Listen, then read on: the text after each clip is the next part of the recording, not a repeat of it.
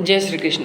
आज श्लोक भगवद गीतार द्वितीय अध्याय कर्म जिज्ञासार श्लोक नंबर 9 और 10 रु आसी अछि। संजय उवाच एवं मुक्ता ऋषिकेशं क्रीडाकेशः परन्तप न योस्त्र इति गोविंद मुक्ता तृष्णीं बभूवः।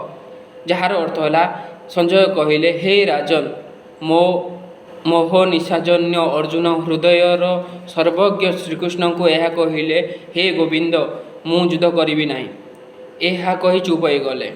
वर्तमान पर्यंत अर्जुनकर दृष्टि पौराणिक अटे, जो कर्मकांड सहित भोग मानकर उपलब्धिर विधान रही, जो स्वर्ग ही सबकि मानुंट।